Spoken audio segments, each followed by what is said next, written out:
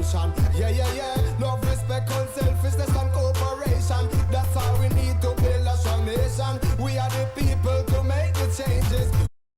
Just WB and all the things that will free up and like God blue skies. And nothing make people get victimized. Let's work together for better. We got to unite. Belize, yeah. Wake up, Belize. Wake up, Belize. Another day is here. Wake up, Belize. Wake up, Belize. We got to keep moving. Na na na na. Wake up. Morning and welcome to Wake Up Belize Morning Vibes talk show here at 3304 Amandala Drive, sweet Southside Belize City, outer XTV studio and simulcasting on Creme Radio, live streaming on Facebook page XTV Belize and YouTube channel XTV Belize.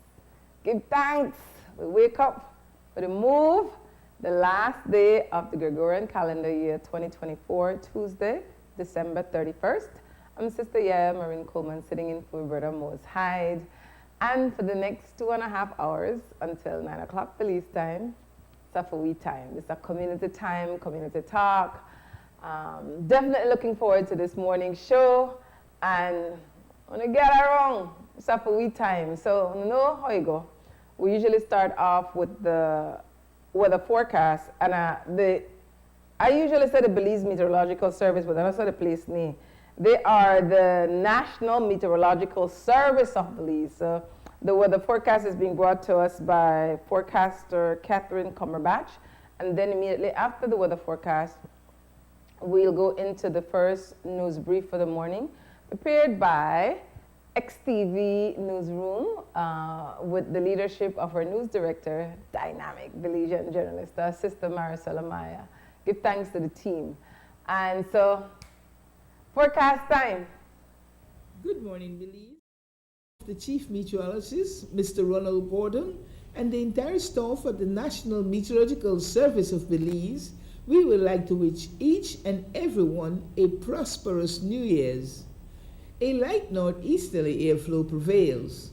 The 24-hour forecast for Belize and her coastal waters calls for sunny skies today with a few cloudy spells, and high temperatures today are expected to reach 84 degrees Fahrenheit along the coast, to 87 inland and 78 over the mountains. Tonight, the skies will be partly cloudy to cloudy, with low temperatures of 75 along the coast, to 72 inland and 66 in the higher elevations. Showers will be generally isolated. Then expect an increase in showers, isolated thunderstorms, and periods of rain to affect most areas late night and on New Year's Day. The winds will blow from the east to northeast at 5 to 10 knots, and the sea state will be slight. A high tide will occur at 11:05 this morning, followed by a low at 3:47 in the afternoon. Another high will occur at 10:04 tonight and a low at 5:34 a.m. The sun will rise at 6:22 and set at 5:29 in the evening. The moon comes up at 8 minutes past 7 this morning and set at 6:20 p.m. The outlook for New Year's Day and night is for cloudy skies with a few outbreaks of showers, periods of rain, and isolated thunderstorms to affect most areas. In the sargassum forecast, impacts, if any, from sargassum will continue to be minimal, as observation shows little to no sargassum over our area. And that's your morning forecast that was prepared here at the National Meteorological Service. The first in Belize since 1989, Creme FM presents the news. Informative, accurate, current information, local, regional, and international news, weather and sports. And now, the news.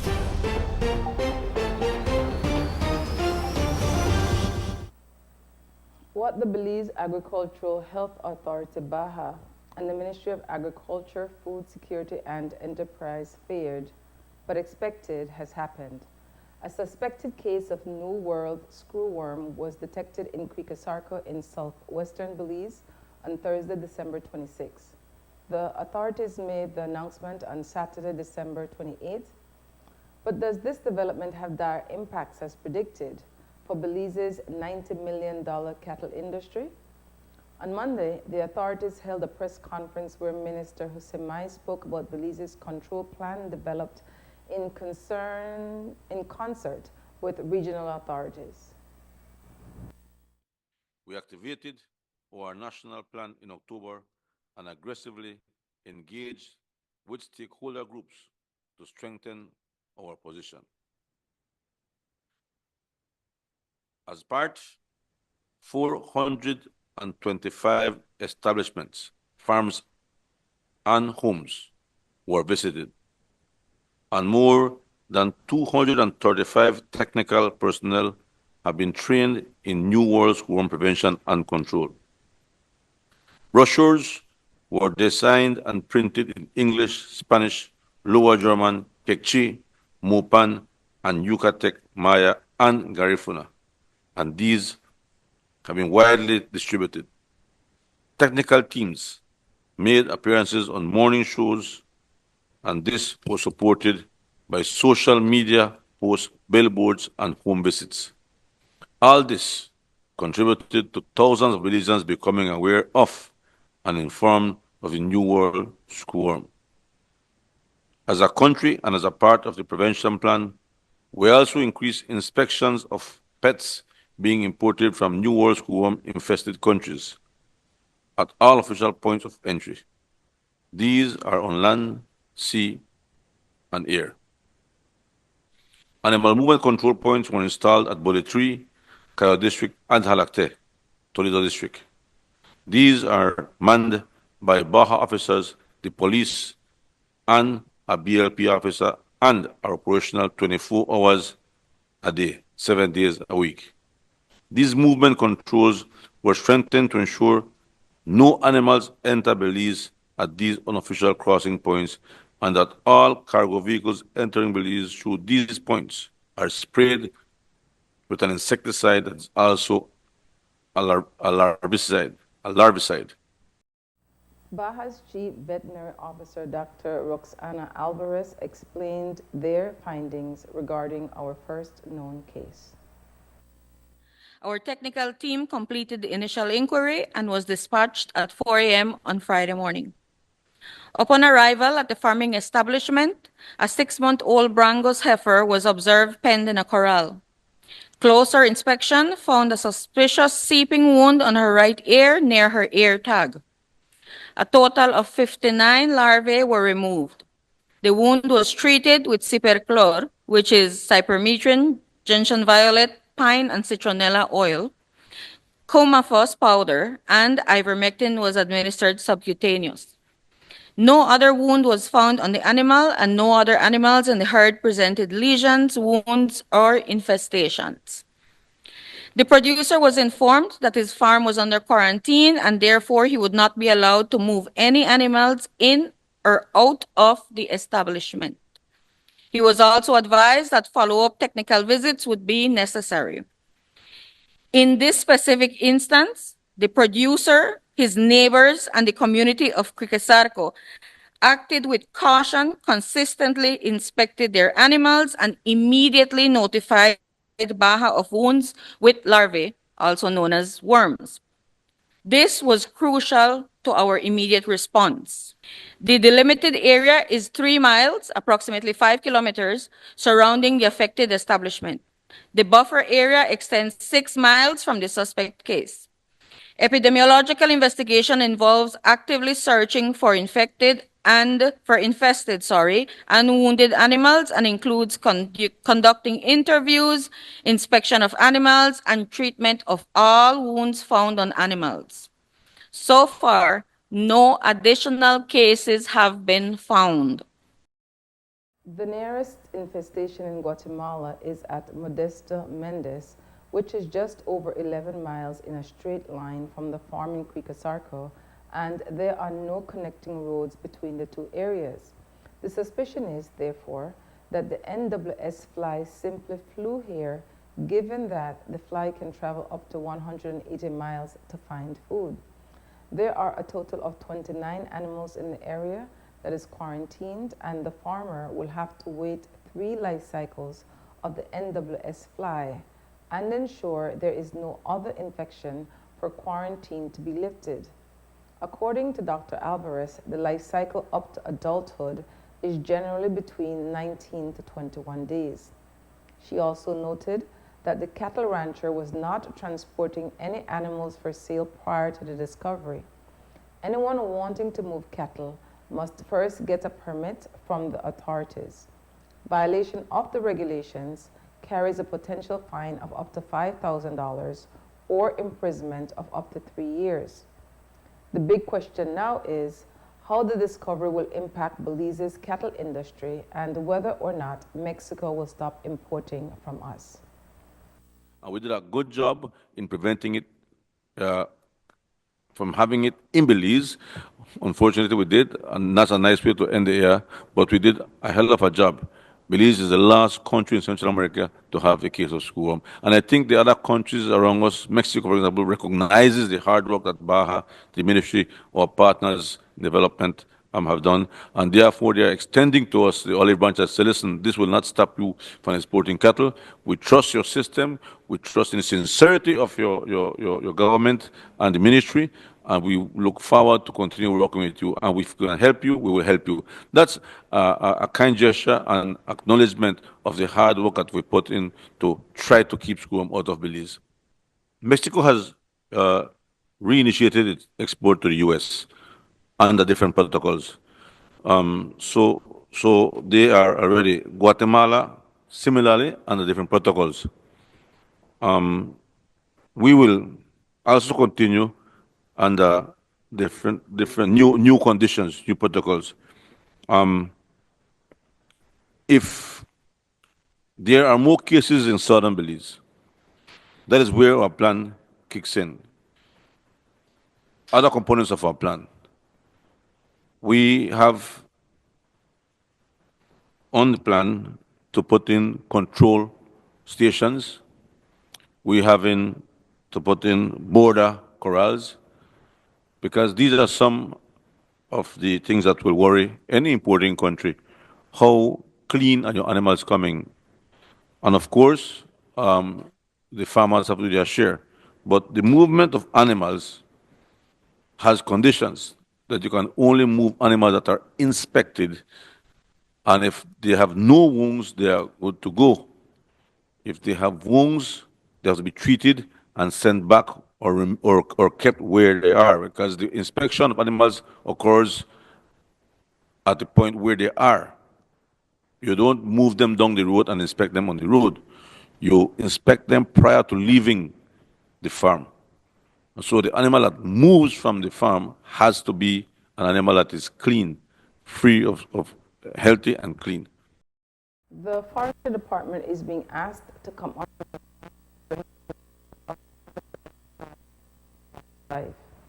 any case of an infestation of wounds by larvae needs to be reported to the nearest office of Baja, the ministry, or a healthcare provider. Cases of suspected infestation can also be reported via WhatsApp to 670-7003. At its police briefing Monday, apart from the usual appearance of ACP Gilberto Romero, he was joined by Northern Regional Commander, Senior Superintendent Christopher Noble, to address the murder of 20-year-old Joshua Hall. His family reported the discovery of his body Sunday morning. As we have been sharing, the San Antonio resident had gone missing last week Monday at around 9 a.m. after signing in at the Corozal police station. He was found in the Dominguez layout area of the town with gunshot wounds. His family condemned the police, saying they were unhelpful and did not even assist in the search. They also pointed fingers at the Senior Superintendent Chris did acknowledge the family's concerns and said they will work with them. However, he said little else and did not address why the security cameras at the Corozal police station were not working at the time of Hall's visit. Then on Sunday, the 29th day of December 2024, upon information received, police visited the Dominguez layout area in Corozal, where They saw the lifeless body of a male person with gunshot injuries. He was identified as Joshua Hall, who had been reported missing the week before. He was seen with gunshot injuries, and a bicycle was found in the area. Information he had gone to the station to sign a season bail. Thereafter, he left on his bicycle. Sometime thereafter, he was reported missing. Based on the allegations that the family has brought forward, we are looking into it. We have the professional standard branch that are in Corozal, and they are doing what they need to do. The family did have an independent person contact me, and I asked that person to speak to the family to dissuade any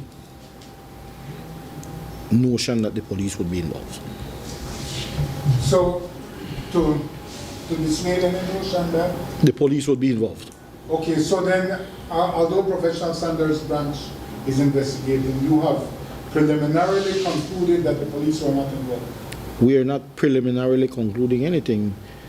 The family did reach out to other persons, and somebody reached out to us, and we are in support of what they're asking. In other words, if they want somebody independent, we will share, or that person may well share information with us that would assist us.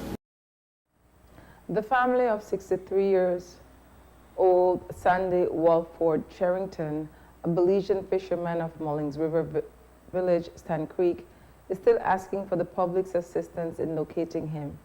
He was last seen on Saturday, December 15, when he went fishing. His family has reported that on December 19, they found his dory anchored in front of Paradise Shrimp Farm, and his icebox and fishing line was found. He is a male slim built and stands 5 feet 5 inches in height.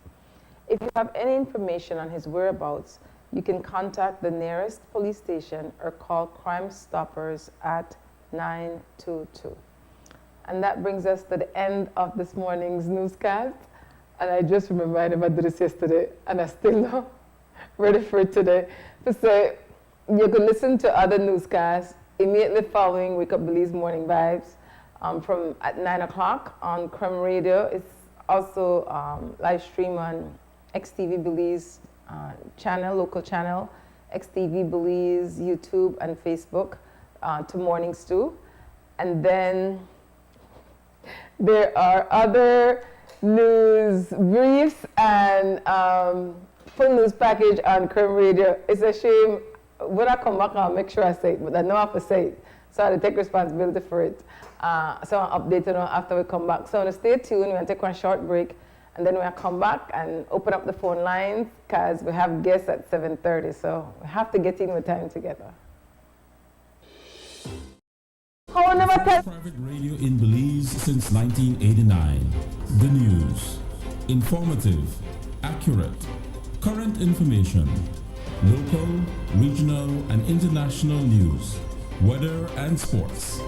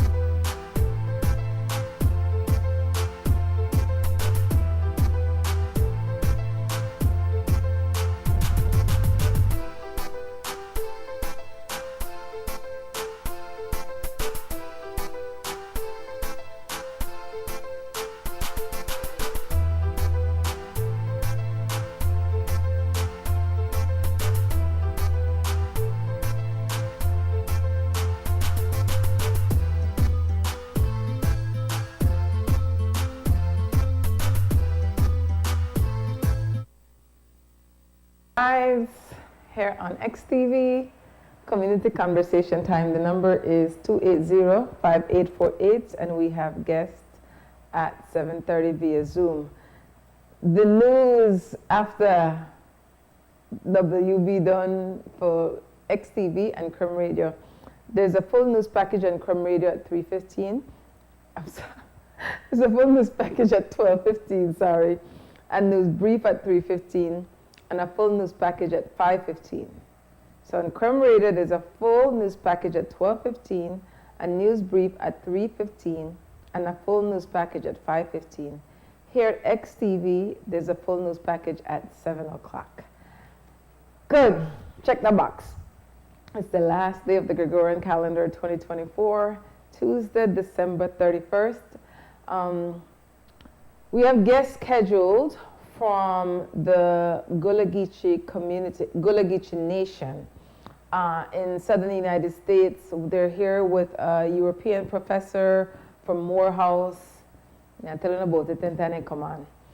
I want to call and tell you, in 2024, who da me want memorable guest and what conversation they had with the host, our host at WB in 2024. So, call and share on one memorable guest or one memorable caller, a memorable caller. And it could be caller or guest, but I'm going to think more of a caller. But one memorable caller or guest and the conversation what I had in 2024. The number is 280-5848. And please no give me the talk. And looking at this camera for half an hour when the guest is scheduled. For me, I couldn't remember the brother name. Brother, forgive me because I forget your name. But ask and they tell me. My favorite caller, well, I said one, right? But I could bend the rule, leave it, right? So, we know Sister Sandra Coe in a category by herself. So her consistency, wisdom, courage, interpretation, analysis, clarity, she in a category by herself. So we have the Sister Sandra Coe category. Outside of Sister Sandra Coe, my caller, memorable for me in 2024 was the brother Callahan. Callahan, call! 280-5848. I don't know if you're listening. Huh? Callimore. Golly, I call your name wrong. I can write it down so I remember. Callimore. And I have it right down, you know. Callimore. Callimore was the memorable caller for me in 2024. And I like the song I voice. I like that it's funny. It's a critical thinker. It's a go along, get along person. And he just shoot from the hip. So the conversation was memorable to be a recent one when he called in and he shared the disagreement he had with his wife and what he do because he had a disagreement with his wife and was given one assignment to go read a poem. I don't know if Callimore ever called back and gave a report back on a poem. Anybody know if Callimore me call back and say if me read the poem? I think that if I'm not mistaken, I think that the Khalil Gibran poem, I think, the only line I remember out of the poem, and I remember this when I was about 17, and then when I chose to have a child later in life, I remember it was say, our children are not our children.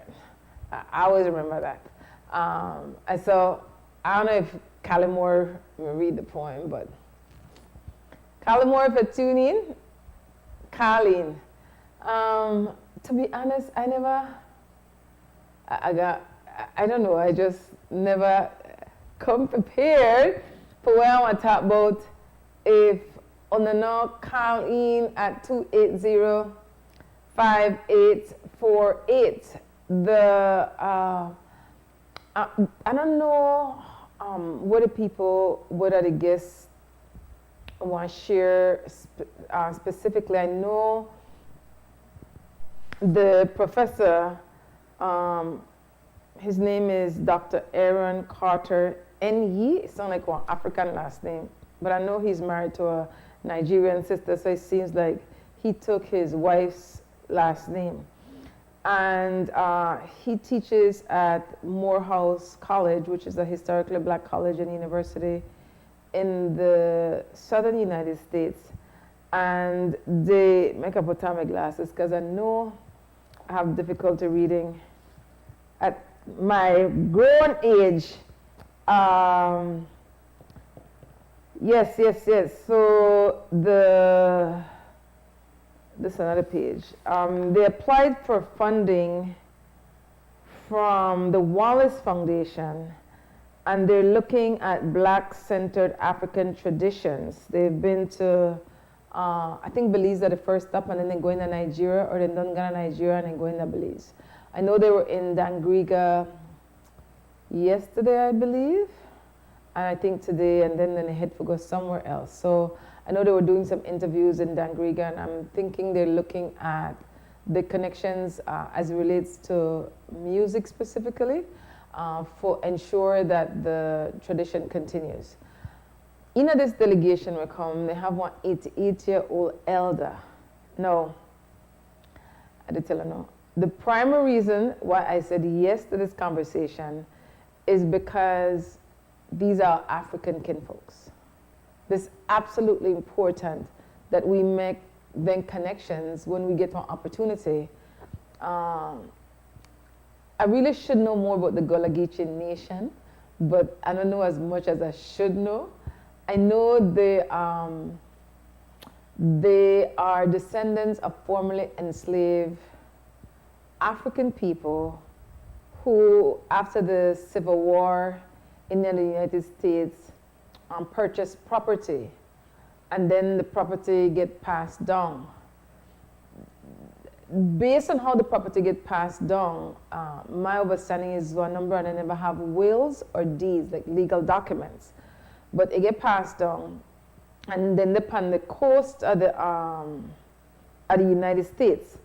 So I think one place select from Jackson, let me think, I think it's I'm going to send Christy one map.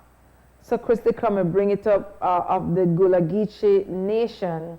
So they have St. Helena Island, Beaufort, so you have St. Helena Island in South Carolina, Beaufort in South Carolina, Hilton Hedge, Bluffton, Savannah, Georgia, and one source site all the way down to Jacksonville, Florida, and that the formerly enslaved Africans mixed with indigenous people of the United States, and then come up with a language. And what I like with it is the language, the accent different, but one lot of the words where we use in a Creole. So the language is considered an African Creole language. And one of the reasons why I know because we live in a European paradigm, worldview, why important for learn for talk English. And then one lot of the knowledge or information we didn't teach we in a school in a formal way, they're in English. So yes, indeed, it matters that we learn for talk English. Like, I totally get that. Sad, but true. Because I know our first language. At the same time, because for a lot of people, I believe, telling about me right down so past few days, Creole is we heart language. And the reason why Creole matter to me, besides it being my first language, my heart language, is that what we African ancestresses and ancestors use. Because remember now, when they kidnap them and bring them all over the world, separate them from their families, intelligent human beings, wise, spiritual human beings, and when they come with all the knowledge. So they talk different languages because they come from different groups of African people. So they had to find, like, in the English-speaking Caribbean, for example, and even in the French, because that's where you have French Creole, the IT, that is same thing. It's that the mixture of African language and then the colonizer language. And so that the language, especially our working class people, or what we call grassroots people. So they are the people that I serve. So when I say I work for African descendants, visualized as black people, the majority working class people, grassroots people, That are who I come from. My ma, my pa, my granny, at least from my side, the full black, well, Indian and African descendant, racialized as black, from my side. From my pa side, African and European, from my pa side. Or definitely, okay, I can't pass it nothing else but black, just this is not a European paradigm, just looking at me. And I totally embrace my blackness. I don't deny that I have European bloodline, but when I walk and be in the world, nobody understand that I have any, and not that I'm big for claim the European bloodline, but I got it, I don't deny it. But definitely, I'm African, not because I born at the continent of Africa, because the continent of Africa born in me, that where my soul resonate to. Then are the people that I call upon, then are the people that will guide me in the spirit world. When I think of one creator, if I have to give the creator human form, well, for me, it'll be a black woman for damn sure, because I come from now. Anyways, long story short, the Gulagichi people, for their language, I have some of the words then were similar. So like one of the wording where I find is say, of course I tell you the accent sound different. It's a cause the water bring we and the water going take we back. So CUZ sound like cause to me.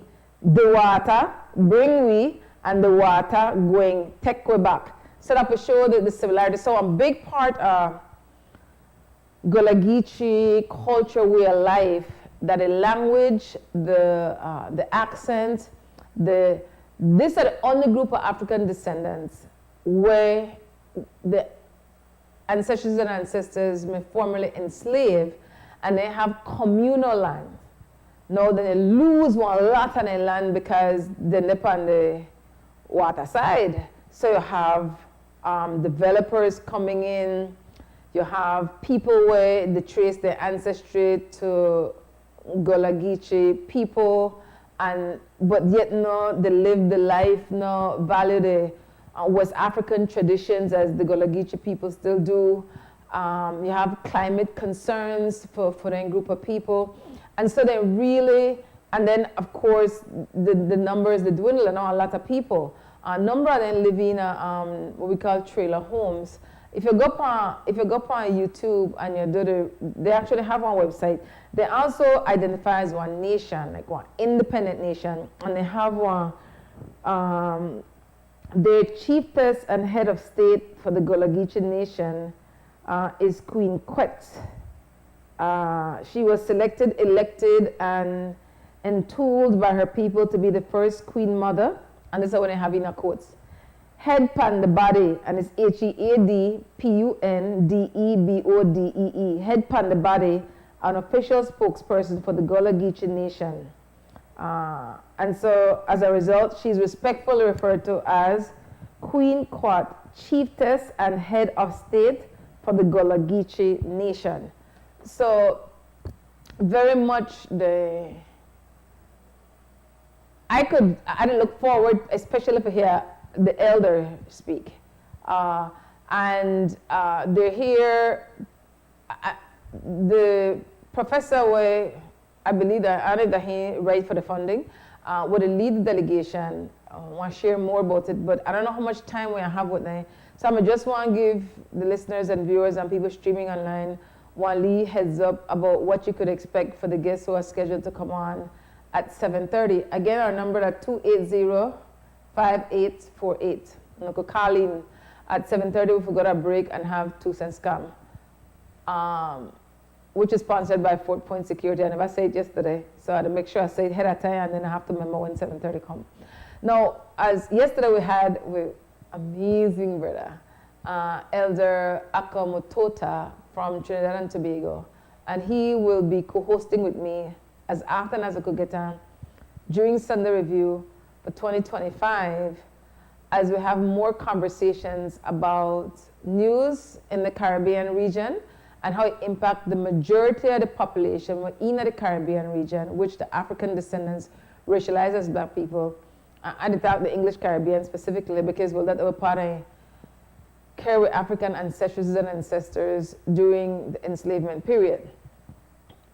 I agree that we're still enslaved in a different ways, such where like the worst, the physical enslavement was terrible. Because I never just saw physical enslavement. I mean, a mental enslavement, psychological enslavement, which is why African reparation matters, because the trauma has been passed on. Long story short, we're still enslaved. We're still enslaved mentally and spiritually. Majority of African descendants racialized as black people. So when you look at reparations for correct the harm that was done primarily by European people with the complicity of some African people, descendants that is, you need to look at it from an African worldview, from an African mindset.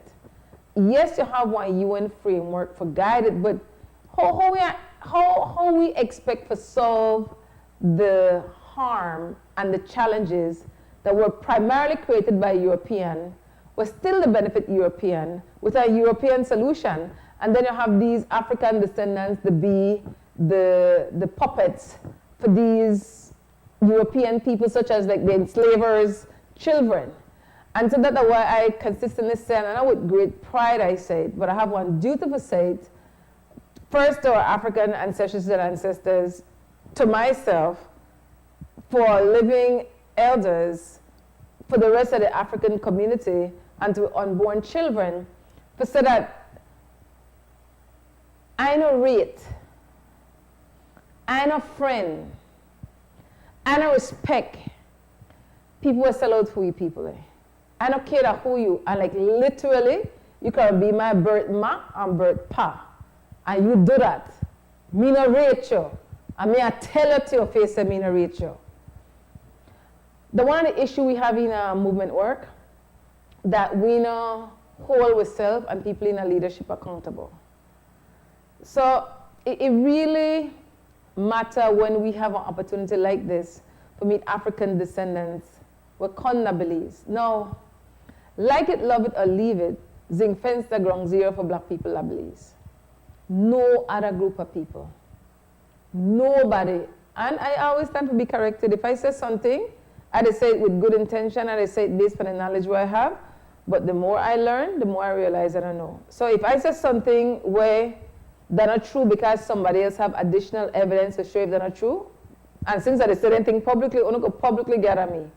I want to humble myself. Depending on what part of the spiritually, my ego will get bruised, but that's a part of my growth and my healing. So it matters that because I'm bag of money the boat right now when it comes to African reparations, individuals and organizations, they get co-opted. So people want to have no receipt, want to have no track record, want to have no history, are genuinely working in the interest of African descendants racialized as black people. They pop up now. And the state, I remember now that the state enslaved we people, the state will embrace such people. They not embrace one UEF. They might not embrace somebody from Zinc specifically. Because 55 years defending African descendant interests, I believe. 55 years. You can't take back no chat for that. Right? Yeah, well black and bragging about it. I am. Because at great sacrifice, we still there. With community support. Could not do it without the people, and that's why I say only the people and save the people. Right now at 7:15, and so long at the talk. Well, no, if I have to talk, I want to talk about black people, because why not? And so, because there was opportunity for meet with African descendants racialized as black people, I opened to it. Now, I raise eyebrow, but delegation, this is why I raise eyebrow. There are some European people who have and continue to be in a solidarity with African descendants racialized as black people. Smally handful, but they exist. I have one issue. When European people lead delegation as it relates to African people interests. And oftentimes you find the scholars, the academians, that are in the lead processes. Why? Because they have the colonial papers, they learn the systems, they apply for the funding, then determine what the conversation and be or the research will be, and then get at who they want. And I rate that. I have great value for research. All of the researchers, because we're just born as curious people. All away. All away. Primarily in our homes and then in our education, formal education system, that gets taken away. Because they don't want to become critical thinkers and be where they're designed for be. They want to be just one worker in the capitalist labor force. So I have always, which will make me no different from nobody else. Curious, but I come from a household where encourage free curiosity. I come from parents who avid readers, strong community workers. So that that's one way of life. I grew up in the 70s. Life was different then than now. And one of the things that pain me is that in the 70s, my memory is that people are talking like mostly Creole proverbs and the wisdom of it. I can't remember that. That's why when I have people like X and Mose, I'm just like there are two people where I could still hear some of the Creole proverbs where I can't remember. And they say it quite matter of fact, like they're still the 70s, and I rate them for that. So it mattered to me that people lead from within the communities at every level. So because they, again, our European mindset, tend to give people with colonial papers and other degrees as if they're not an expert, they're not the intellectuals, they're not the know best, they're not the scholars, and a rate that people who not got colonial paper, I have to tell people, the wisest people I know never finished primary school, and the most miseducated one I know got colonial papers. And I don't deny that I don't got my colonial papers because I have them. Well, when I got to the States and I find out that you could get better job if you have colonial papers, then I position myself to get colonial papers because, well, I want to make more money. No, there's no way I can pay for Ghana University. But then I find out that I never know before I applied for the job at Hampton University in Hampton, Virginia, that if you work down at university, you go to school for free. I think everybody should make work down at university. So I worked at the financial aid office at Hampton University, which is a historically black college and university, an extremely prestigious private historically black college and university. I get my first undergraduate degree there, and then went on to Florida A&M University, historically black college and university. I think July this year, I had one of my former professors here with the wife, doctors, Sheila and David Jackson. And so I went on to Florida A&M University. Well, I worked at financial aid office again, and grants are available, loans are available. I could go to school for free. Why not? When I first got, and I just had to talk because I never got nothing like really prepared for say, but I had to share with you know how, they're not because just having colonial papers, I don't support that. Knowledge of self, like you have to know who you, because the personal is political. Once you know who yourself and an ongoing journey, like you just know yourself and it's done your entire life process, along with colonial papers, beneficial to you as the person, your family, your community. That's what we need to fight the isms and schisms of this Western imperialist world. But just having colonial, just having degrees of itself, you're just a mentally enslaved person. You are just problems for people who work for the liberation of African people. So which are one of the reasons why Evan Exide was, and is still rated, because Ghana was a traditional white institution, one of the prestigious one there, and when he come back, he never followed the status quo. He Ghana the street, which is how UBAD got formed, United Black Association for Development, 1969, 1974, cultural political organization, parent organization of UBAD Educational Foundation. So I gravitate to the kind of vibration and stories.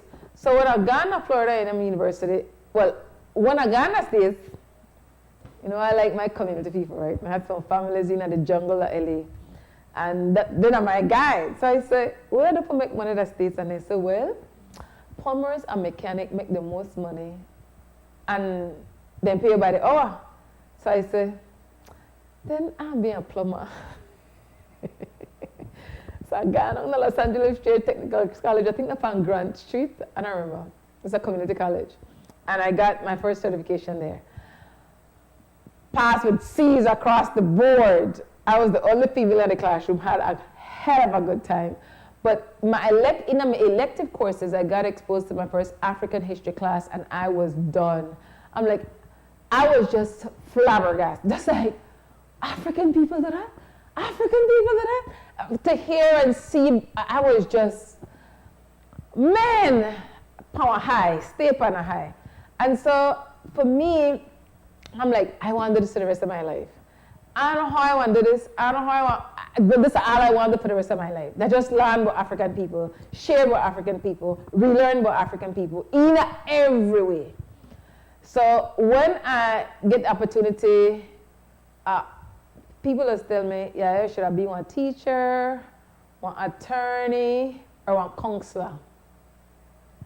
I never know what the heck, I know where I never want to, but I never know where I want to.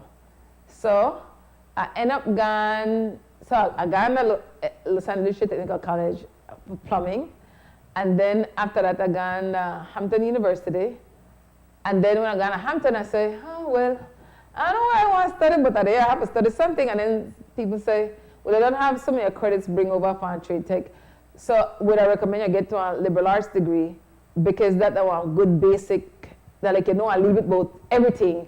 And then if you want to specialize in anything, then you could get, you know, other colonial papers. So I get a liberal arts degree. And I say, all right, I get it. So when I got to Florida A&M, I said, okay, I had an opportunity to study African history. Hell yes. I am a zone. And when you go on HBCU, I would recommend people, if you could, at least get one on the colonial papers for HBCU, because you're not just one number. Your whole being get nurtured and loved upon, like you're just in a black world. It totally different. So when I got to Florida A&M, I get my first master's degree in African history, and had a hell of a good time. And I tell you, a hell of a good time. That's where I met Will Guzman, who was one of the last guests on Sunday Review this month. Anyways, get the opportunity, Dr. Jackson again. Dr. Jackson was head of the history department at the time. And this is 2005, 2006. I come home March 2006. So Dr. Jackson asked if, you know, I want to teach as an adjunct professor. This would have been in the fall of 2005. I say yes. Oh my gosh, I'm like, I don't know how I get through the class. I know I never do right by the students there. But I taught that first semester, it was difficult for me. I just kept telling myself, I don't make for this. I don't make for this. But when the spring of 2006 came, I said, I want to give it one more shot. And say, but before the spring semester finished, I had to come home, immigration issues, read the Mandela newspaper. Yeah, I always come up in time at the research about my deportation, so I could finish that story there. Anyways, so I come home in the spring of 2006. So I did about maybe a semester and 3/4 as an adjunct professor teaching history at Florida A&M University. But no, before I got to teach as an adjunct professor, I complete the master's degree in history, the first one. Now most people go on for get PhDs after they finish their first master's, and I don't really feel it. What happened is after I finished my bachelor's degree, I had one professor was suggested that I should get a master's degree in counseling. One of the traditional white institution, I just said, okay, make a try it. That's the first time I dropped out of school, because that the environment that's not for me. And then they offer me one full PhD, right? That never read my eye. I dropped out, that the only time I dropped out of school. So I dropped out of the master's program for counseling. Then Ghana enrolled in the first master's program when I moved to Tallahassee, Florida, at Florida A&M University. Get the first master's degree, people got onto a PhD, but my experience being at a university is that one number of my professors may know the content, but they never know how to teach. So I say, I know I make for teach, but I don't know in what capacity, so I don't care what everybody else to do, but right now I have to pay for go to school. I go in for a second master's for teach me how to teach in education and pedagogy. So I get a second master's at Florida A&M University, and then I do the adjunct for like 1 semester and 3/4, and convinced that I don't make for teach in a classroom at all. So when I come home, I believe, I mean, I don't know what I do. I never think I may stay. The hope was to get my immigration situation start out and go back to my family, and it never worked out. So, like go sometime. But I feel that, oh, this the my life path. I make for teach, but not in the traditional classroom teaching. It's called popular education, where you just book people, your reason, your total life experience, really inform how you listen, how you learn, how you view the world, how you understand nature, other people. So this of course I never know my name, popular education at the time, but this called natural for me. So there's no way I know I may end up down a media house. May I be one of the medium for engage people, and I said I know I are going, I think 19 years. I think that's the first time I ever say my experience that the United States, like, and I say it within the context of the work I do, university that was a natural playground for me. Out the road, that was a natural playground for me. So I weave in out of it, like, and then that's why people with degrees now, they don't move me yet. But I like have conversation with people who know more than me, who know different than me, who are confident in themselves, and willing to share. So the team would come on today. I'm really excited. When I was drive from Tallahassee to Atlanta, I passed one of the Gulagichi community and I said, I go in there, and I feel bad that I never gone, but hey, then Koya, there was a good link, like Elder Akko said yesterday. It's important for our liberation that we have to start to link people, for we people, credible people, across the borders for all liberation, because only the people want to save the people. Oh my gosh. No, I call no one at 7:30 and I forgot a break. Morning. Good morning, Mr. YaYa. How you doing today? Good. You have limited time for talk though, because it's a break time. Yes, Mom. You went to one of the best trade schools in California, Trade Tech. You could say that again, brother. I said you went to one of the best trade schools in California or in America, Trade Tech. Yes. Yeah, I played basketball at Trade Tech back in the days. I was in the E building, electronics. You see the E building? Where you at?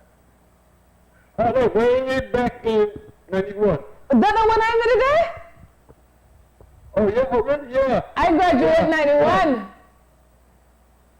Oh, okay, yeah. Trade Tech is one of the best trade schools in California, but I had to transfer to the Colonial down in Florence at El Camino. You know El Camino College? I don't know why there. I'm familiar with the name. I can't remember. I see how you remember the building where Medina. I don't remember all of that. I mean, I know part of the building there, but I don't remember the details like that. Yeah, I went to Trade Tech for 1 year, and I transferred and went to go play ball at El Camino College. That's in Florence, California. Like I said, I was a student athlete, so I was on a work-study program. You call it work-study when you go to school and work. Work-study. I went to school for free, and took out a lot of loans. But back to your question about the Coleman, what you call it? Colonial papers, I call them. The degrees, but I call them colonial papers. Yeah, that's kind of true because when I came to one of the schools, I got over 140 units in the Cal State Long Beach University, but I really ain't learned nothing about Black African slavery. All I learned about is about the North and the South when it comes to my history in America. So I was lost, right? Until I heard you about a year ago talking about Black pride, Black. So I got hooked on you every Sunday. And just focus on you every Sunday. I teach you every Sunday. Thanks, brother. Yeah, the evil tribe, right? I heard that from you. The evil tribe came from West Nigeria, where the Garifuna from the camp came from. That's where they came from, West Nigeria, from the evil tribe. So how did the evil tribe come to Great City? How they get that name back in the days? That's what I want to know about that evil tribe in Belize City. Because that's from West Nigeria, from the Griffins, or the Caribs. I will have to go, brother, but I definitely appreciate your call this morning. I really do. Have a good New Year. One love, brother. Guidance.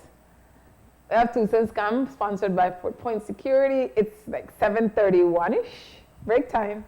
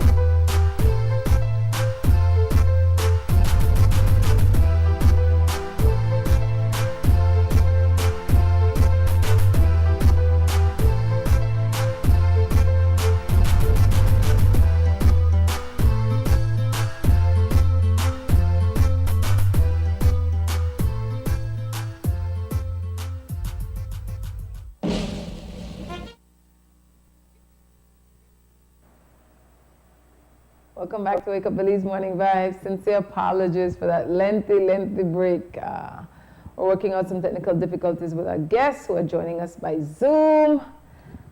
Come in, guests.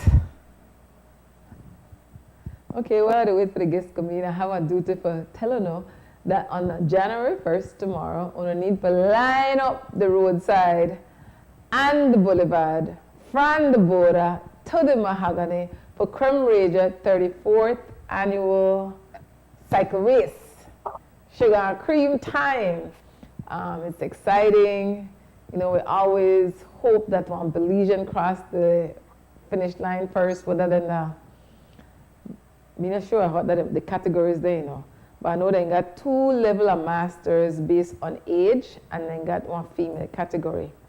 I know they got hell of a prize. Big respect to whoever gone out can seek them prizes, because the station prizes, they buff. When I tell you they buff, they buff. Make I tell you some of the, okay, then tell me so they're ready now. All right, got you guests, come in, Golagiche family. Look, Paono, welcome to Zinc Fence. Greetings, everybody.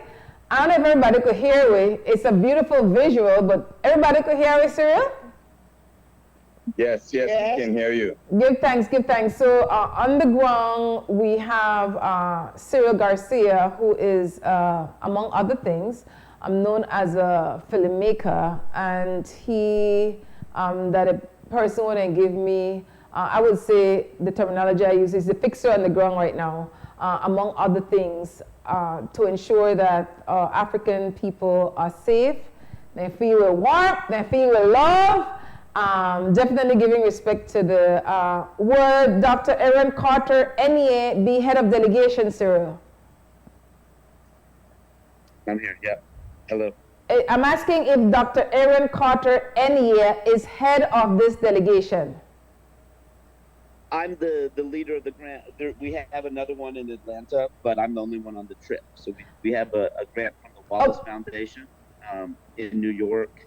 And there's 2 of us at Morehouse College in Atlanta, Dean Regine Jackson and myself, that are the heads of the project.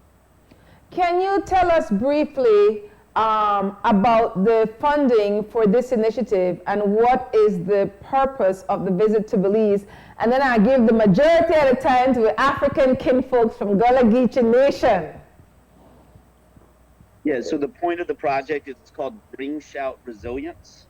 And it is about strengthening the music you're going to hear today, both economically and in terms of bringing in youth, what we call in academic circles intergenerational transmission. You might also think about oral history and oral culture.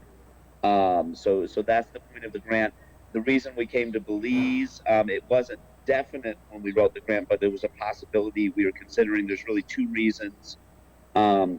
One was we know that Belize had the first UNESCO recognized music and dance tradition among the Garifuna, and so we wanted to see that because we're also considering applying for World Heritage recognition for the Gullah Geechee Ring Shout. There are currently the U.S. has many World Heritage sites, but it doesn't have any World Heritage musical traditions. So that was we wanted to learn from Belizeans about how they're preserving their culture.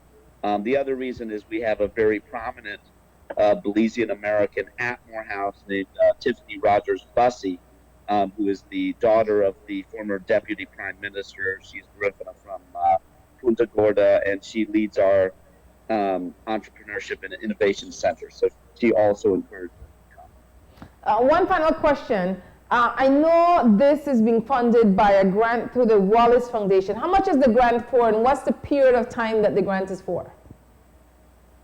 They're going to do a press release. I can tell you it's 3 years. In terms of the amounts, they do the press release. They have not done that yet, but it will be public soon. They're working on their. We just start real fast. There's about 20 projects. I can't remember. In this particular program, and it's all arts organizations and mostly black arts organizations, also some Latino, and not all music, some dance, some visual art, and so forth. but they're going to be doing that press release next month. So then the amount will be public. Thanks very much. Who is the elder of the Gullah Geechee nations who's with us today? What's the name of the elder? Rosa? Rosamay Marin. Greetings, Elder Rosamay Murray. In a African tradition, you're supposed to ask the elder first, may we speak. So I want to say on behalf of our African ancestors and ancestors, we the living, the unborn, give thanks for the unification and we as African kinfolks. And I wish you were that close I come and just hug up power and feeling the vibration and telling you, welcome home. We'll link up again as African people. So how are you being this morning, Elder? I'm doing fine. What their vibes since you couldn't believe? And I really want to talk in your Gullah Geechee language to me. Can we understand you? What do you mean? What's the vibe like? It's all right. It's good. I'm enjoying it. Anything feel familiar to you being here with me? Anything is familiar. Yes. Like what? Yes, it is. The highway. I didn't hear her well. What did she say? The highway. Roads. The roads. But you have more speed bumps. Oh, okay. And anybody with the delegation speak the Gullah language?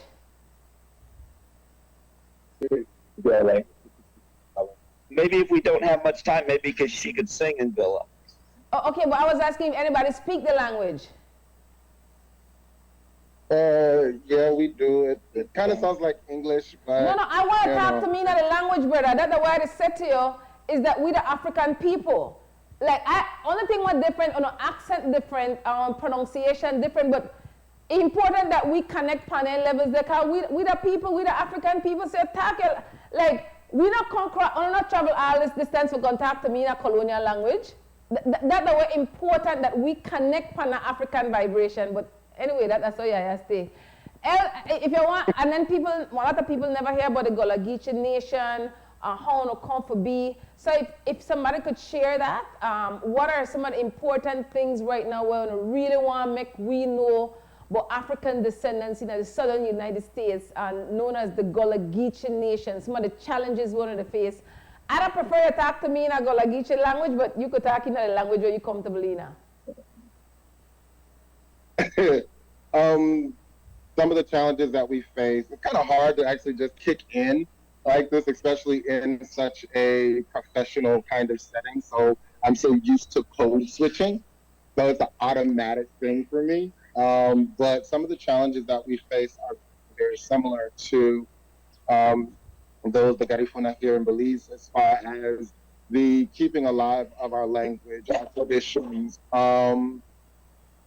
the keeping of the land, making sure that we are, our land is actually, being saved and cultivated for ourselves, because much of what is now in the U.S. prime real estate for beachside property and things of that nature, you have investors who come in and are basically stealing the land right from under the people by raising the land taxes and making the land taxes so unaffordable that we can't hold on to our land. And those of us who do have beachfront property, there's nothing on it, because it changes, the pricing of the land if you actually have a house sitting on it, as opposed to having nothing there. So you have some Gullah Geechee people who literally have beachfront property who there's nothing there, but they're still trying to hold on to the land for the sake of, land sake, if you will. Other issues that we're facing are the keeping alive of tradition. Traditions such as the ring shout, which is the oldest African-American song and dance tradition still surviving in the U.S. since slavery. It was believed to have died out in the late 19th, early 20th century. But our community has actually kept the ring shout alive. You're actually speaking to Gullah Geechee people from two different parts of the Gullah Geechee Nation. You have Mama Rose and Miss Fran, her daughter, who are from St. Helena's Island, while me and my cousin Erica are from a small town called Eno. While we are the same people, we are very much different. While a lot of people look at Gullah Geechee as a umbrella term and as a monolith for the people, but because of the influences of where they were taking enslaved or bringing enslaved people from in the United States, our dialects of Gullah can be very, very different. For example, in areas like Charleston, there is a very, very strong Bahamian influence there. So their dialect of Gullah is going to sound very, very Bahamian. Whereas in me and Erica's community, our ancestors always gave us an oral history of our family saying that we came from Haiti, Jamaica, and the Bahamas. So there's this strong Bahamian, there's those influences in the dialect of Gullah that we speak. Then not only that, but Gullah also changes over time due to education. So over time, for me at least, I had the luxury of spending time having my great grandmother with me until I was 11 years old, and then spending a lot of time with my grandmother. So when I do speak Gullah, and if I am comfortable enough, it kind of sounds like a blend and a mix of those two generations of Gullah. So I can say that that's really, a kind of a gist of the Gullah people and things that we are facing currently. Big thanks. I want to make sure that you pass the mic wrong, so everyone, our African sister and brother, get one opportunity to share with we. Identify yourself, the community you come from, and what your responsibility or role with this delegation.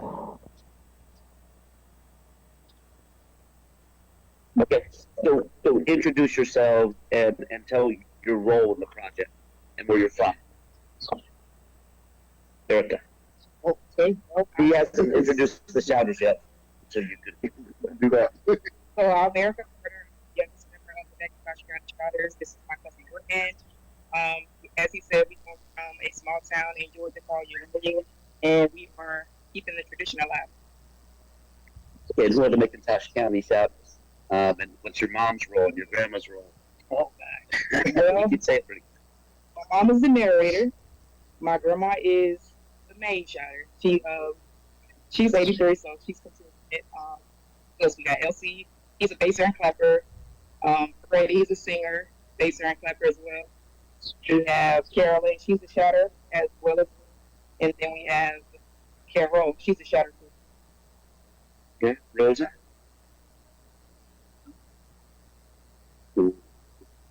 I am Rosa Marin, and I am one of the delegates. Hoping that I'll go further, and one day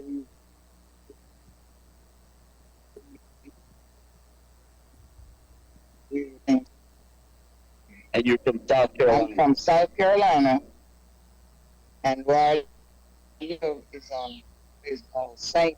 Helena. Born and raised there. I live with my grandmother. I live with my mother. I didn't died before I was able to understand.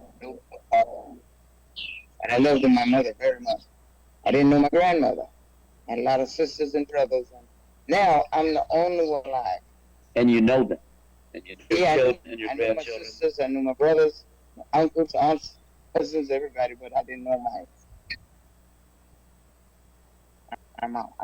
grandmother. And your children live near you. And grandchildren? My daughter, she lived not too far. Son lived in Guilford. Everybody had an opportunity to share. And about 15 great grands. Did you hear that about how many grandchildren and great grandchildren she has? She's still there? Yes, I'm Yeah, here. yeah, I'm you not still with- hearing well. Okay. So she had 25 grandchildren. How many great grandchildren? 15 so far. But they all know each other. Yeah. Respect. I'm not comfortable with code switching, so I really thought that I was going to be speaking in Creole or Onotaki na Golagichi, but I don't need somebody to translate for you because I can speak English. I lived in the United States for 18 years, but it's not my heart language. So it's not an issue if you all feel more comfortable communicating in English than in the Golagichi language. Did the brother on the end introduce himself? We haven't done Francina yet. Okay, sorry. Go That's- ahead. that's Can they speak a little louder? I'm having some difficulty hearing. You got a shot. My name is Francina. I'm Rosa's daughter. She has myself and my brother, and I have 2 boys, 3 grandkids. I say this church choir. I am a retired nurse, but the Gullah Geechee language, we kind of lost that through the years of being educated, and in the school system, they didn't want to hear the Gullah Geechee talking. So they made sure that they kind of rubbed some of that out of us. That's the only way we could have gotten educated. I was fortunate with my mom to travel from state to state in the United States, where some of the places we went, we spent most of our time fighting prejudice. I mean, just standing up to prejudice. That's all we did in school, even in schools. Me and my brother was the only 2 black in schools of thousands of white. And when they see us walking the hallways, they'll walk on the other side. Even in the towns, when we go shopping, we walk down the street, everybody moved on the other side. So that's the kind of life I was raised up in. But I end up getting a proper education and proper life and doing well. Thank you, sis. Hello, I'm Eric Crawford, chair of music at Claflin University, and I have had the pleasure of getting to know Rosa, Francina, others on Helena Island. Helena Island is really the birthplace of the legal spirituals. There are more songs like Kumbaya, Down by the Riverside, Let's Pray Together, all those songs that come from this little island, mainly because of this place called the Penn School.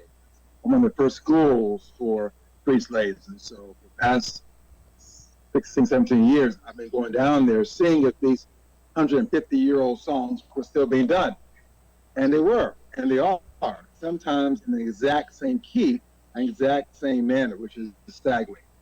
Let's just go straight into singing because we're running out of time. Okay. Who wants to sing? Rosa, can you sing something? You want to do the oldest? One sec. I'll need to take, Cyril, I'll need to take a quick break. But when we come back, then I'd like for them to share the different Gullah Geechee songs and tell us what the spiritual meanings are of them. Okay? All right, so thanks. we'll take a quick break and then we'll come back for you all to share the Gullah Geechee songs. Okay, quick break. They may get up. So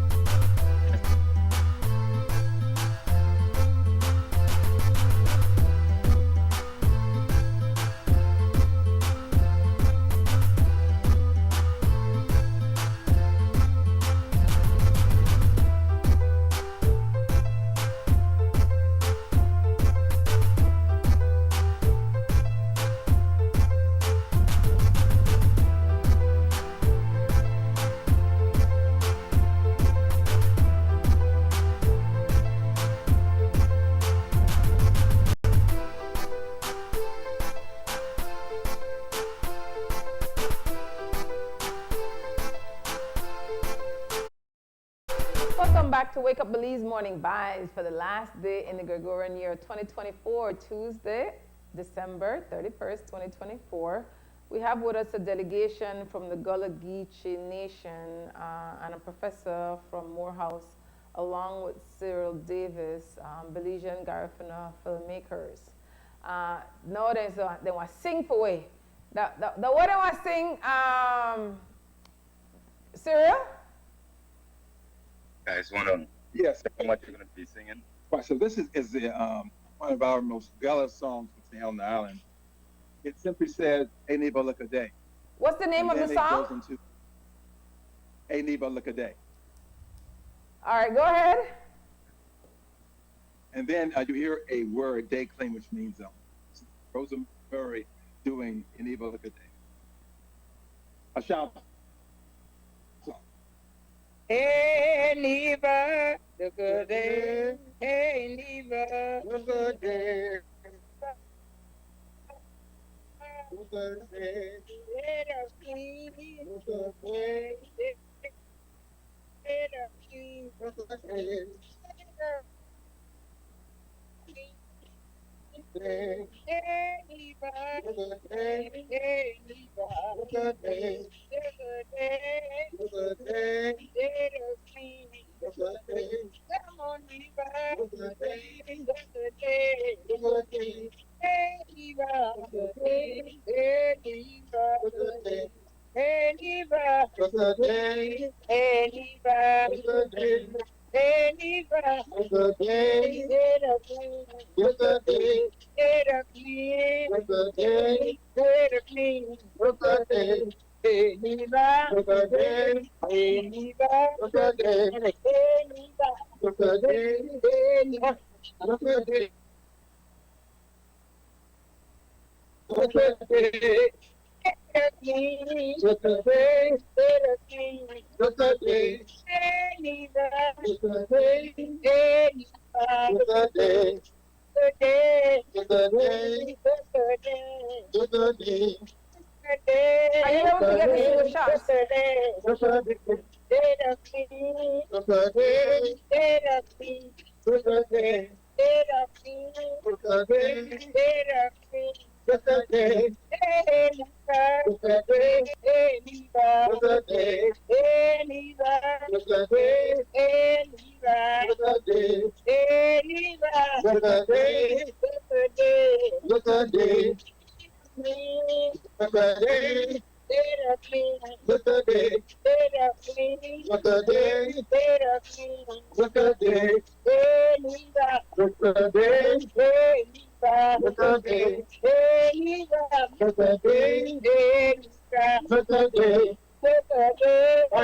day. Look a day. Look a day. Look a day. Look a day.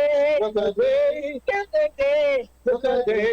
Let us leave. Look a day. Let us leave. Look a day. Let us leave. Look a day. Look a day. Look a day. Let us leave. Look a day. Let us leave. Look a day. Look a day. Look a day. Look a day. Look a day. Look a day. Look a day. Look a day. Anywhere. Look a day. Anywhere. Look a day. Look a day. Look a day. There you go. We can listen in the bottom stick. What's the spiritual meaning of the song? And I really appreciate the opportunity, respect to Cyril behind the camera, that we get an opportunity to see you, a dance, a laugh, the vibration of the music is so African. So what's the spiritual meaning of those words? Yeah, so this is one of the, I think, songs done. Watch night. At the end of the year. We get up in church and we sing, "Hey Neva, look at it," because they do it until the morning. And then everybody go home and get them something like peas and rice and collard greens. The peas and rice is the corn, and the greens is your cash. and you'll be a rich person the whole rest of the year. Of course, I watched my families back when the enslaved were about to be free. And so that's important to go way back in that sense of being free. And count down to the next day when they'll be free. Oh, where is that arm? Oh, Adam in the garden, picking up leaves. What? All Adam picking up leaves and Adam picking up leaves and picking up leaves and picking up not for clothes, not on Tampa, picking up leaves. Oh, Adam picking up leaves, yeah, Adam picking up leaves and picking up leaves and picking up leaves, not for clothes. God on Tampa, go Adam King, Adam you King, go after, hear my God, not for clothes, not for Tampa, go Adam King. Oh, Adam, yeah, Adam,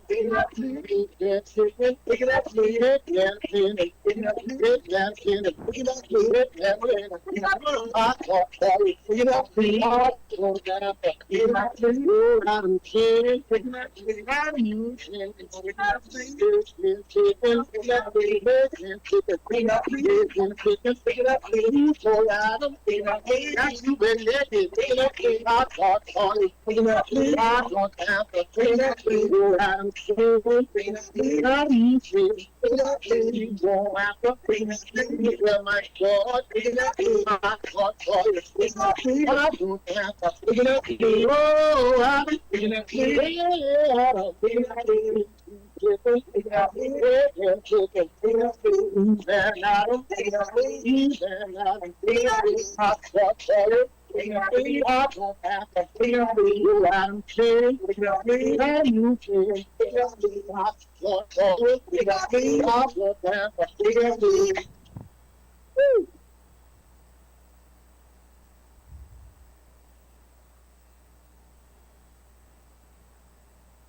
I'm not hearing anything. Are they still singing? Thank you, guys. Thank you. It's almost break time on our end, and we really appreciate the time that you all took to share with us this morning on Wake Up Belize Morning Vibes. This is the only African Black independent-owned media house in the region. A Mandela newspaper, 55 years, Creme Radio, 35 years, UBAD Educational Foundation, 28 years, and XTV, 25 years, 21 years on TV. So when it comes to African people's business in this country, this is ground zero. Garifuna people have more of their African indigenous stories published than the people who identify as Creole people. Those are the two groups of African people in Belize, Garifuna and Creole. It pains my heart whenever people think of African descendants, they tend to go solely to the Garifuna communities and not to the other African communities in Belize. So I say to people, when you travel, let them know, Zinc Fence is ground zero. This is where you come first, and then you meet everybody else. But I want to hear Cyril, so I really appreciate the time that you all took, the energy, the organizing. I know it's a big responsibility for Aaron and his team. Before we go, Cyril, can you quickly share with us some of the similarities what you see between Garifuna culture and Gullah Geechee culture before we leave? Absolutely. We been happy on Sumut Mabugani Sumutia Balisi, everybody in the diaspora in the States. YaYa, I'm not sure if you could switch to the other camera. It doesn't have audio, but if we turn on the audio, we're going to get a lot of feedback. Am I in frame? You could go ahead. Okay, very good. You know, it's very interesting. I've been able to connect with each and every one of my brothers, sisters from the Gullah Geechee tribe. And it takes me back to when I was growing up as a child. My mother, who was a passionate Garifuna woman. We were raised in a Garifuna home where we had to speak our language. So I am, happy that that was preserved to a great extent. But I want to talk about some of the similarities that I have experienced when it comes to interacting with my brothers and sisters. Yesterday, actually, we were talking with Eva, Kashna, if you name it, who is a history teacher at the Ecumenical Junior High. And it's amazing how we as Garifuna, the Garinagu, we pride ourselves in not being slaves, or we were not enslaved during the time when most of our brothers and sisters were being enslaved. And we have come to a point where we realize that even though that's what most of us believe, let's say that it is true, that yet still there is something that when sharing our culture, there's a sense of unity, there's a sense of kinship that I feel when Mama Rosa sings, when my brother Brent sings. It evokes certain emotions, it evokes pain, it evokes so much feelings that for me personally I haven't felt in a bit. So, and even with the language, with the Creole, we know that there's something that's keeping us together.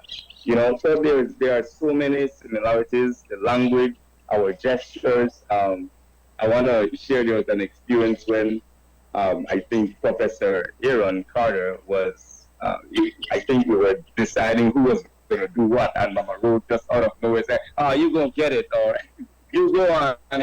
But that's like a motherly spirit that it doesn't matter who it is, right? It doesn't matter who's running the team. It doesn't matter what you have or you look. When Mama talks, you better listen, right? So many similarities. It could go deep into history. I could go deep into the slave trade, but Cyril, we're here. We're one people. Cyril, we've been divided. you're not hearing me. We've been. Cyril, I was asking you, if don't you think the similarity is the Africanness? It's not about the enslavement of our people, because that's an part of we story start. The connection is the Africanness, the essence of our beings as African people. That is where the synergy happens every time if we allow ourselves to be authentic African people. That's why music is so dynamic. Someone said it's about something from somewhere else that we have that we just didn't know we had. Since it's something else that we kept right in our cultural memory. Absolutely. Yeah. Yeah. It's nothing like being around. When you feel and experience a similarity, it's something that you feel. It's something that you experience. I could choose many words to explain similarities and who I feel, but nothing like when you're in the mix, when you gather together, sometimes you can't even find words. You learn so many things and then you find so little to say because you just bask in it out, Respect, but I have to go now kind of past break time. And I'm really glad we had the opportunity for link as African people. Wishing you well as you continue traveling through Belize and meeting with other African descendants and sharing. Give thanks, give our greetings to our sisters and brothers in the Gullah Geechee nation, and make them know only the people want to save the people. Absolutely. And thank you for all the work that you've been doing too, YaYa. I salute you. Respect, brother. One love. Break time.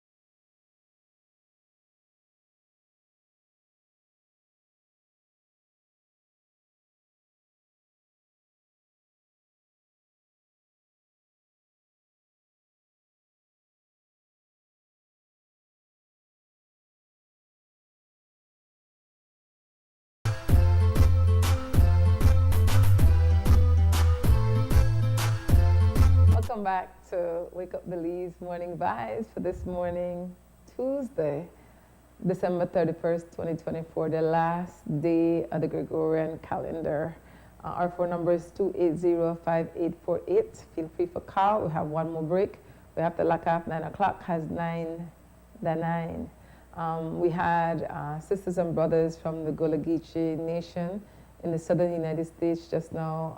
The reason with where they share the African-inspired, rooted songs and dances.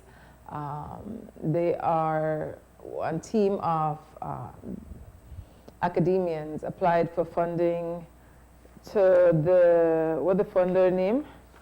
The Wallace Foundation for a grant for several years for ensure that the Gullah-Geechee music is preserved for generations to come, and then Kunda Belize for link with Garifuna people, African people. And the person on the ground with them right now is Cyril Garcia, African Garifuna indigenous filmmaker. So I really appreciate the link. Have to thank Jeremy Enriquez because he contacted me and asked me if they could come on WB.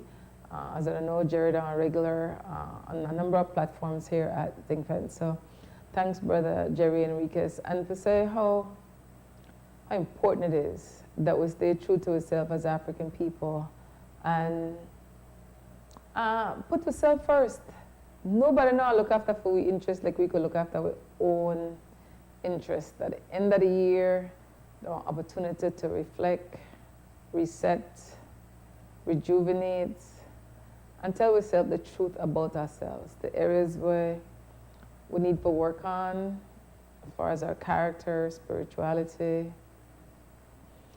Pay attention to the people we have in our close spaces. One of the lessons I learned this year is that not because you know somebody for a long time or because you and somebody have a particular area of interest in common, me know that friend and company. People outgrow people. You might have common interest in this area and not in other areas. So try not to get stuck because you feel comfortable in whether it's personal relationships, family relationships, professional relationships.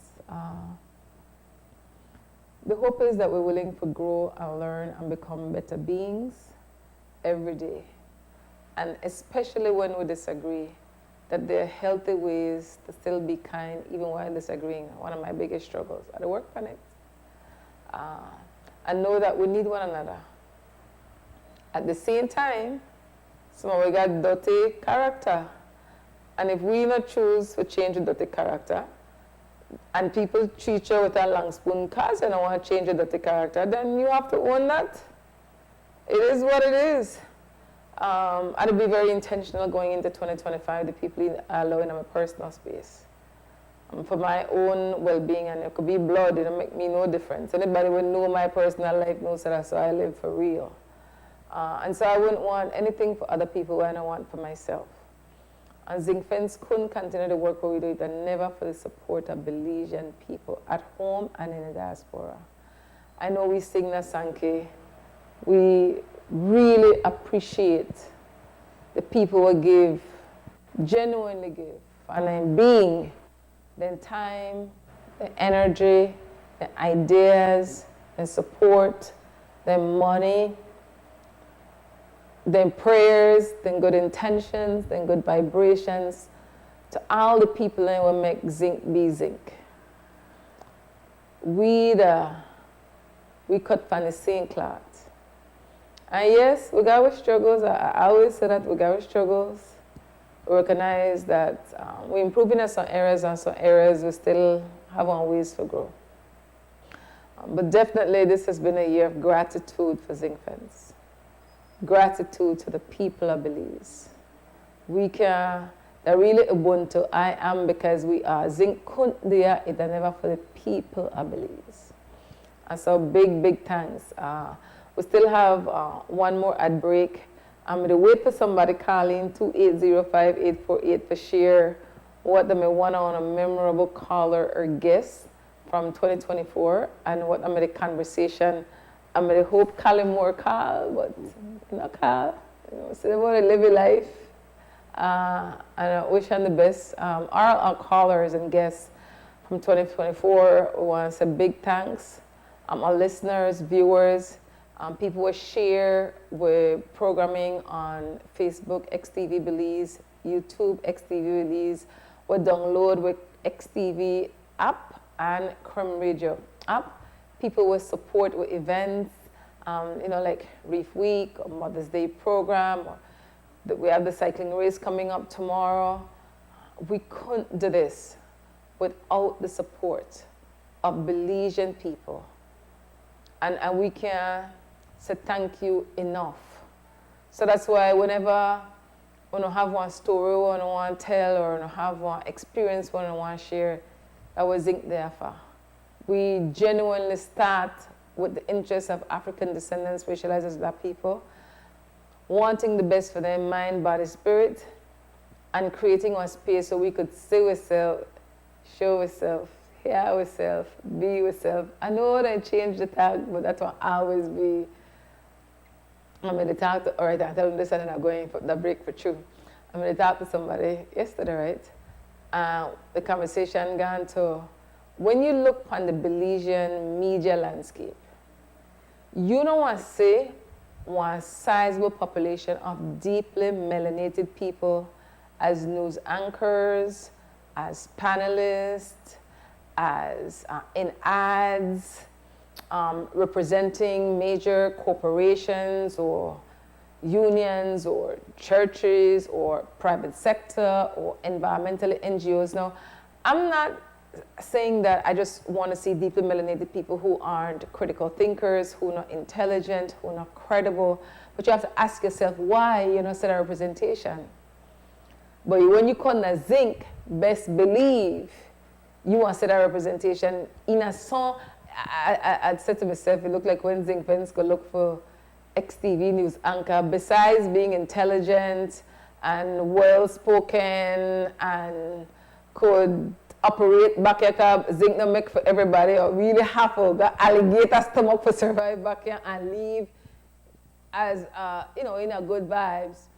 Definitely melanin are criteria for being a news anchor. And I mean, when you see yourself in the best light, it make you feel good by yourself, and that's why it's so important that we see ourselves, especially with natural self. It's so critical. So I always big up people, and I don't take back no chat for centering African descendants racialized as Black people every single time. So I'll take the last break and then come back and lock off for the final Wake Up Belize Morning Vibes talk show for 2024.